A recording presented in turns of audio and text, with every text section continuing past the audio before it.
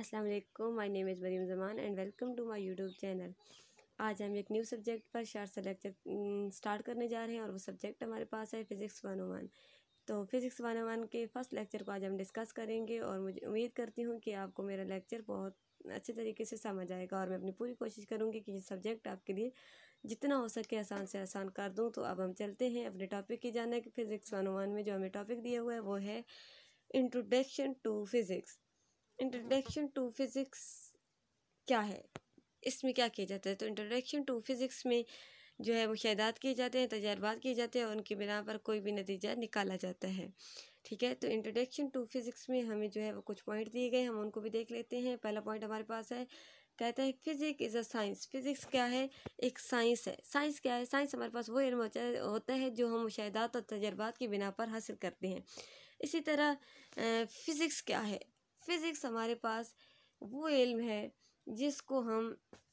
जिसमें हम मादा एनर्जी और इसके माबैन बाहमी अमल का मुताला करते हैं। ठीक है, जिस तरह 9th 10th और फर्स्ट ईयर सेकेंड ईयर में आपने पढ़ा कि केमिस्ट्री, बायो और मैथ साइंस की शाखें हैं, इसी तरह फ़िज़िक्स भी साइंस की एक शाख है और ये काम करती है अकॉर्डिंग टू साइंटिफिक मेथड। ठीक है, अब यहाँ बात समझने वाली ये है कि साइंटिफिक मेथड क्या है। साइंटिफिक मेथड हमारे पास ऐसा मेथड है जिसमें सिर्फ क्या है जो है वो रीज़न और लॉजिक जो है उनको एक्सेप्ट नहीं किया जाता, बल्कि इसमें एक्सपेरिमेंट किए जाते हैं। तजर्बात और मुशाहिदात की बिना पर जो है वो नतीजा निकाला जाता है, रिज़ल्ट निकाला जाता है कि ये गलत है या दुरुस्त है। इसी तरह जैसे साइंटिस्ट कहते हैं कि हमारे पास जो भी स्टेटमेंट दी जाती है, ये चीज़ दी जाती है, हम टेस्ट करते रहते हैं और उस वक्त तक टेस्ट करते रहते हैं जब तक हम इससे सेटिस्फाई ना हो कि ये गलत है या ठीक। ठीक है, तो पहले पॉइंट में आपने बेसिकली क्या याद रखना है कि फिज़िक्स जो है वो अकॉर्डिंग टू साइंटिफिक मेथड काम करती है और साइंटिफिक मेथड ऐसा जो है मेथड है जिसको हम एक्सपेरिमेंट यानी तजर्बात और मुशाहिदात की बिना पर अखज़ करते हैं। तो अब हम चलते हैं अपने दूसरे पॉइंट की जानिब। दूसरा पॉइंट हमारे पास क्या है? दूसरे पॉइंट में वो कहता है कि it is thought that the law of physics do not change from place to place। कि जो फिज़िक्स के लॉ हैं, अब दूसरे पॉइंट में जो है वो फिज़िक्स के लॉ के अबाउट बात कर रहा है। कहता है कि जो फिज़िक्स के लॉ हैं वो एक जगह से दूसरी जगह जाकर चेंज नहीं होते। उसकी वजह क्या है जी? कि जब ये फिज़िक्स के लॉ बनाए जाते हैं, बनाए गए, तो इसमें मुख्तलिफ़ मुल्कों, मुख्तलिफ़ जो है वो शहरों और मुख्तलिफ़ साइंटिस्ट से एक्सपेरिमेंट किए गए और उसके बाद जो है वो फिज़िक्स के लॉ बनाए गए। इसलिए ऐसा नहीं है कि फ़िज़िक्स के जो है वो दूसरे मुल्क में जाकर एक्सपेरिमेंट किए जाए और वो उसमें कोई तब्दीली आए, ऐसा बिल्कुल नहीं होता। बल्कि सिर्फ फ़िज़िक्स के जो भी लॉ हैं वो वैसे के वैसे ही रहते हैं, क्योंकि उनको मुख्तलिफ़ मुल्कों और मुख्तलिफ़ एक्सपेरिमेंट के बाद बनाया गया है। ठीक है, तो आपने दूसरे पॉइंट में क्या बात याद रखनी है कि जो हमारे पास फ़िज़िक्स के लॉ हैं, जैसे देखें कि जैसे ये माजी से आ रहे हैं अभी तक वही हैं, इनमें कोई तब्दीली नहीं आई। तो आपने दूसरे पॉइंट में ये बात याद रखनी है कि फ़िज़िक्स के लॉ चेंज नहीं होते, बल्कि ये वही रहते हैं। ठीक है, आई होप आपको ये मेरे पहले दोनों पॉइंट समझ आए होंगे। तो हम चलते हैं तीसरे पॉइंट की जानिब। अब आते हैं हम अपने तीसरे पॉइंट की जानिब। तीसरा पॉइंट हमारे पास है, कहते हैं this course will cover the following broad categories. ठीक है, ये हमारे पास कोर्स के अबाउट है। इसमें बेसिकली जो है वो बताया गया है कि इस कोर्स में हमने इन चीज़ों के बारे में डिस्कस करना है। ठीक है, तो पहला पॉइंट हमारे पास इसमें है ए पॉइंट क्लासिकल मैकेनिक्स। ठीक है, क्लासिकल मैकेनिक्स क्या है? इसमें हम हरकत को डिस्कस करते हैं। ठीक है, सिंपल मैं आपको इसकी डेफिनेशन बताऊं कि इसमें इस्लाम की हरकत, असरात और इनकी वजूहात जो है वो का मुताला किया जाता है। ठीक है, तो सादा लफ्ज़ों में आपने इसमें क्या याद रखना है कि इसमें हरकत को डिस्कस किया जाता है। यहाँ पर जो इसकी डेफिनेशन है वो आप देख लें। इस डेफिनेशन में क्या कहता है? कहता है which deal with the motion of bodies under the action of force. कहता है कि किसी भी जिस्म पर जो है वो किसी भी चीज़ पर फोर्स लगाना, ज़ोर लगाना या फिर एक्शन में उसको हिट करना क्या कहलाता है? क्लासिकल मैकेनिक्स कहलाता है और इसको हम न्यूटोनियन मैकेनिक्स भी कहते हैं। ये पॉइंट याद रखने वाला है, इसके उसमें भी आ सकता है कि न्यूटोनियन मैकेनिक्स क्या है। तो क्लासिकल मैकेनिक्स को हम न्यूटोनियन मैकेनिक्स भी कहते हैं। ठीक है, तो अब हमारे पास जो है अगला जो है बी है वो है इलेक्ट्रोमैग्नेटिज्म। ठीक है, क्या चीज़ है? इलेक्ट्रोमैग्नेटिज्म। यहाँ पे क्या चीज़ें आ रही हैं? यहाँ पर दो चीज़ें आ रही हैं आपके पास, इलेक्ट्रो एंड मैग्नेटिज्म। इलेक्ट्रो का मतलब होता है इलेक्ट्रिसिटी जहाँ पर इलेक्ट्रो या इलेक्ट्रिक की बात होती है वहाँ पे चार्जेस होते हैं, करंट होता है। मैग्नेटिज्म की बात यहाँ पर होती है, साथ मैग्नेटिज्म है तो यहाँ पे क्या है, कोई ना कोई इलेक्ट्रिक फील्ड भी होगी। तो इसकी मैं ऐसा आपको आसान सी डेफिनेशन बताऊं, इसमें साकिन और मुतहरिक चार्जेस के असरात और इनके मैग्नेटिज्म के साथ ताल्लुकात पर बहस की जाती है। ये इसकी डेफिनेशन है, ठीक है। तो अब यहाँ पर इसकी डेफिनेशन देख लेते हैं। डेफिनेशन में क्या कहता है कि whose object is to study how charges behave under the influence of electric and magnetic field as well as understand how charges can create these field। कहते हैं इलेक्ट्रोमैग्नेटिज्म में चार्जेस को का बिहेवियर देखा जाता है जब वो इलेक्ट्रिक फील्ड को क्या करते हैं, क्रिएट करते हैं, ठीक है। तो इलेक्ट्रोमैग्नेटिज्म में चार्जेस होंगे और इलेक्ट्रिक फील्ड होगी और इनकी हम क्या करते हैं, बिहेवियर को देखते हैं, ठीक है। तो पॉइंट हमारे पास सी है। सी पॉइंट में क्या कहते हैं, सी पॉइंट हमारे पास है थर्मल फिजिक्स। थर्मल फिजिक्स, जहाँ पे थर्मल की बात होती है वहाँ पर हीट की बात होगी, वहाँ पर गर्माइश की बात होगी, हरारत की बात होगी, ठीक है। इसमें हम बेसिकली हरारत को डिस्कस करेंगे। तो इसकी डेफिनेशन क्या है, डेफिनेशन में कहता है कि in which one study the nature of heat and the change that the addition of heat bring about in matter. कि जब मैटर पर जो है वो मादा पर हरारत आती है तो हम देखते हैं कि उसमें क्या तब्दीली होती है, ठीक है। बेसिकली यहाँ पर हीट की नेचर और चेंजिंग को देखा जाता है थर्मल फिजिक्स में, ठीक हो गया। अब पॉइंट हमारे पास है डी। डी पॉइंट में क्या कहता है, डी पॉइंट है क्वांटम मैकेनिक्स। क्वांटम मैकेनिक्स में मैं आपको पहले ही बता दूं कि ये केमिस्ट्री से रिलेटेड होगा, ठीक है। अब इसकी डेफिनेशन क्या है, डेफिनेशन में कहता है which primarily deal with the physics of small object such as the atom, nuclear and quark etc. अब देखिए यहाँ पे वो कहता है कि इसमें एटम्स की बात हो रही है, न्यूक्लियाई की बात हो रही है और मॉलिक्यूल्स की बात हो रही है, ठीक है। मैंने आपको पहले ही बताया था ये केमिस्ट्री से रिलेटेड है। तो क्वांटम मैकेनिक्स में क्या डिस्कस होता है, मॉलिक्यूल्स, एटम्स और न्यूक्लियाई। तो इसलिए यहाँ पे ये क्या है, केमिस्ट्री से रिलेटेड है और ये इन चीज़ों पर डिस्कस। अब हम आ गए हैं पॉइंट 5 की जाने। 5 पॉइंट में क्या कहता है, remember that any function F of X take as a input a dimensionless number X and output a quantity of which may or may not have a dimension. Take for example, क्या कहता है, अगर किसी function में कोई भी जो है वो डायमेंशन आती है तो इसमें ब्रीफली क्या बताया है उन्होंने कि उसमें क्या होगा, डायमेंशन की दोनों साइड क्या होंगी, बराबर इक्वल होनी चाहिए। कोई भी वैल्यू एफ ऑफ एक्स आ रहा है और दूसरी जानिब आपके पास साइन ऑफ थीटा आ रहा है तो दोनों साइड्स इक्वल होना ज़रूरी है। अगर इधर हमारे पास एफ डायमेंशन में कोई और वैल्यू आ रही है, दूसरी साइड पे कोई और आ रही है, तो ये इक्वेशन क्या हो जाएगी, फॉल्स हो जाएगी, या फिर वो डायमेंशन अलाउ नहीं होगी। इस सूरत हाल में डायमेंशन अलाउ नहीं होती। सिंपली आप बात ये याद रख सकते हैं कि सेम साइड होनी चाहिए, तब जाकर डायमेंशन अलाउ होती है, अदरवाइज नहीं होती। जैसे यहाँ पर अब क्या है, एफ ऑफ एक्स दिया हुआ है तो उन्होंने जो यहाँ पर एक्स जो नंबर है इसकी डायमेंशन लेस होनी चाहिए इनपुट के तौर पर, ठीक है। तो आपने सिंपली इसमें क्या याद रखना है कि डायमेंशन के लिए साइड सेम होनी चाहिए। तो अब हम चलते हैं नेक्स्ट पॉइंट की जाने। पॉइंट 6 पॉइंट में कहते हैं कि do not confuse unit and dimension. क्या आपने यूनिट और डायमेंशन में कंफ्यूज नहीं होना। यूनिट अलग चीज़ है, डायमेंशन अलग। डायमेंशन को हम फार्मूले की मदद से क्या करते हैं, फाइंड कर सकते हैं। जैसे मैंने आपको पीछे स्पीड में करवाया था, जबकि यूनिट को नहीं कर सकते। यूनिट किसी क्वांटिटी के पहले से मौजूद होते हैं। अब पीछे स्पीड का मैंने आपको करवाया था, मैं दोबारा लिख देती हूँ। स्पीड हमारे पास किसकी इक्वल आई थी, एल पर टाइम आई थी, ठीक है। तो ये फार्मूले की मदद से आप क्या कर सकते हैं, निकाल सकते हैं। इसका ऐसा यूनिट मीटर पर सेकेंड था, ठीक है।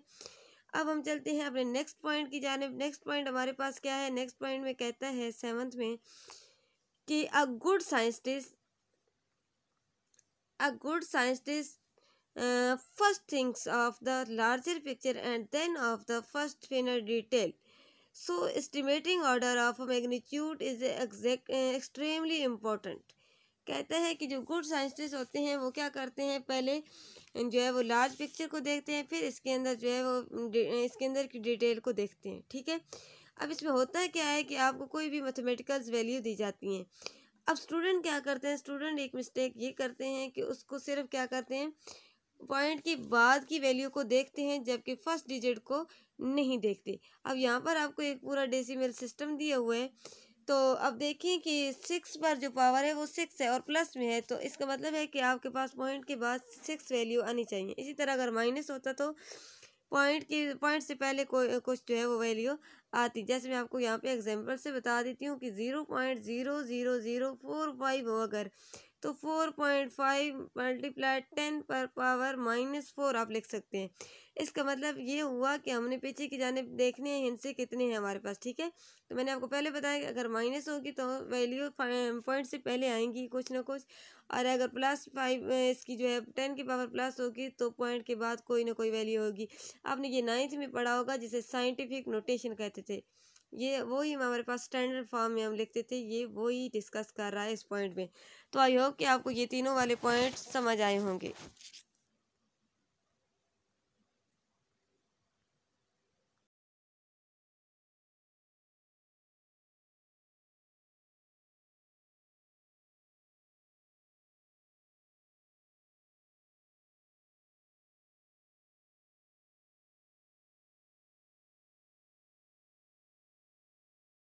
अब हम आते हैं अपने 8 पॉइंट की जानिब। 8 पॉइंट में कहता है कि always check your equation to see if they have the same dimension on the left side as on the right side, ठीक है। अब बेसिकली 8 पॉइंट में भी ये यही बात बता रहा है, यही बात हो रही है जैसे कि मैंने आपको 6 और 7 पॉइंट में बताया था कि जहाँ पर हमारे पास f(x) की बात की जा रही थी, फंक्शन की बात की जा रही थी कि दोनों साइड डायमेंशन सेम होनी चाहिए। अगर एक साइड पर कोई वैल्यू आ रही है और दूसरी साइड पर डायमेंशन सेम होनी चाहिए, वरना वो इस डायमेंशन को रॉन्ग कर देगी और ये एक क्या है, इम्पॉसिबल बात हो जाएगी, ठीक है। तो डायमेंशन में आपने दोनों साइडें सेम, डायमेंशन में क्या है कि दोनों साइडें क्या होनी चाहिए, सेम होनी चाहिए। अब यहाँ पर देखिए तो आपको एक इक्वेशन दी हुई है, वो इक्वेशन आपको मिसालन समझाने के तौर पर दी हुई है। देखें इक्वेशन है आपके पास ये वाली, ठीक है। v² is equal to u² plus 2at। तो ये यहाँ पर भी इसी बात को क्लियर कर रही है कि आपने क्या करना है, देखना है कि आपके पास जो साइड हैं डायमेंशन की वो दोनों क्या होनी चाहिए, सेम होनी चाहिए। तो यहाँ पर इसको जो है ना वो इतना ही आपने याद रखना है कि डायमेंशन की दोनों साइड सेम होनी चाहिए। मज़ीद अगर कि किसी टॉपिक में या न्यूमेरिकल में आ जाता है तो मैं आपको डायमेंशन और इस इक्वेशन वगैरह को डिटेल वाइज जो है वो समझा दूंगी। तो आई होप कि आपको ये 8 पॉइंट समझ आया होगा, क्योंकि ये पिछले 6 और 7 पॉइंट से रिलेटेड है। 8 पॉइंट में भी आपने यही याद रखना है कि डायमेंशन की दोनों साइड क्या होनी चाहिए, सेम होनी। अब हमारा लास्ट पॉइंट जो है पॉइंट 9, उस पर वो कहता है कि whenever you drive an equation that as a little complicated, see if you can find a special limit where it becomes simple and transparent, so sometime it is a helpful to imagine that some quantity in it is very large or small, ठीक है, very large and small. अब इस point में वो क्या कहता है, अब यहाँ पे बेसिकली वो ये बता रहा है कि जब आप कोई इक्वेशन ड्रा करते हैं तो वो कॉम्प्लिकेटेड भी हो सकती है, इसमें आपको स्पेशल लिमिट भी लगाना पड़ सकती है इसको सादा बनाने के लिए, और ये हेल्पफुल भी हो सकती है इसको इमेजिन करने के लिए। इसमें कोई भी मेंटल ग्राफ बनाना पड़ सकता है। अब यहाँ पर जो आपको फंक्शन दिया गया है, यहाँ पर आपको जो फंक्शन दिया गया है वो देखें तो f(v) इज इक्वल टू क्या है, ve, और उसके ऊपर नेगेटिव वैल्यू है। अब वो कहता है कि इवन विदाउट नोविंग, क्या है, इवन विदाउट नोविंग आपके पास जो है the value of u immediately see that f(v) is equal to 0, कि अगर आपको ये नहीं पता कि आपके पास जो ए है उसकी वैल्यू क्या है तो आप क्या कर सकते हैं, 2 पॉइंट को देख सकते हैं। तो फर्स्ट पॉइंट क्या है आपके पास, आप देख सकते हैं पॉइंट को, f(v) इज इक्वल टू क्या होगा, 0 होगा। तो आपको यहाँ पे क्या करना है कि आपको मैं ग्राफ की मदद से बता देती हूँ। ग्राफ में आप देखें तो यहाँ पर ये आपने ग्राफ ड्रा कर लिया। अब यहाँ पे इसकी क्या है, हाईएस्ट पॉइंट है, और यहाँ पे क्या है, यहाँ लोअर है, ठीक है, ये लोअर साइड है इसकी। वी यहाँ पे क्या है, लोअर है। अब यहाँ से ये दोबारा क्या करता है, डिक्रीज होना शुरू करता है, ठीक है।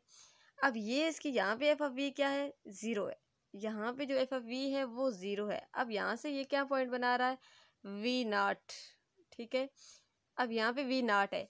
अब यहाँ से ये डिक्रीज होना शुरू करता है। अब यहाँ पे आप क्या कर सकते हैं, f(v) की लार्ज वैल्यू जो है वो फाइंड कर सकते हैं, लार्ज वैल्यू क्या कर सकते हैं, फाइंड कर सकते हैं।